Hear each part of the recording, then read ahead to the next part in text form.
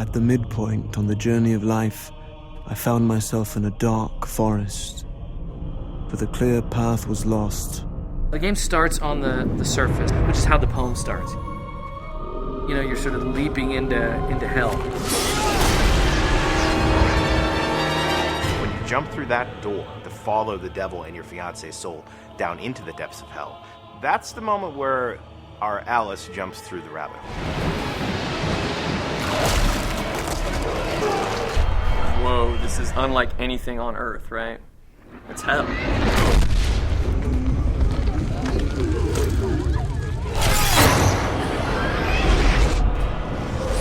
Divine Comedy was written in the early part of the 1300s by a guy named Dante Alighieri. He spends his life dreaming about a woman that he loved named Beatrice, who he never got to be with.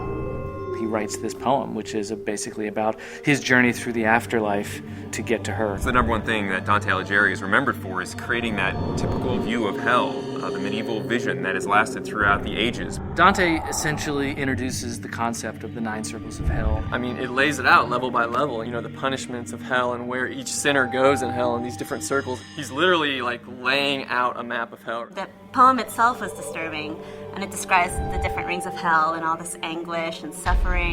And I think that's also one of the most appealing aspects of it.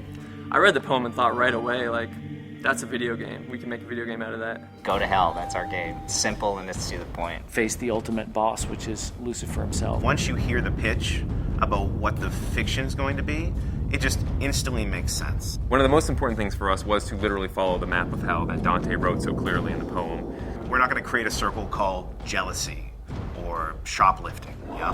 We're going to go with the circles that are actually in the poem.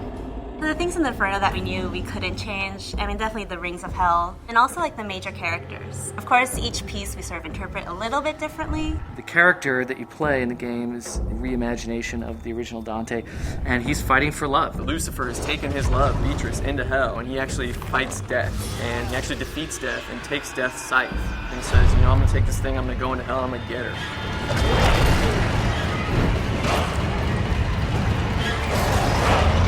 Facing some of the most insane monsters that hell has to throw at him. He's got to be kind of an over-the-top action hero.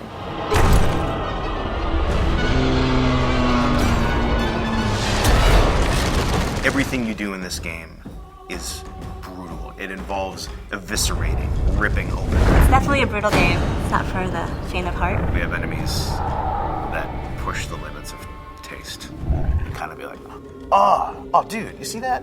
I want that moment, and we're working our butts off to deliver that. The first thing you hear when you come into Limbo for the first time is screaming. Right away, he sees like shades falling, screaming, you know, as they fall in, they're screaming, and you know, from moment one, you know you're in hell.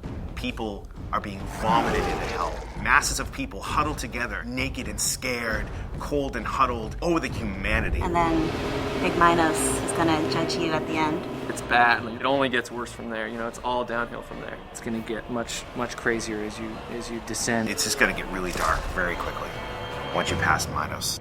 This is hell proper. Here we go.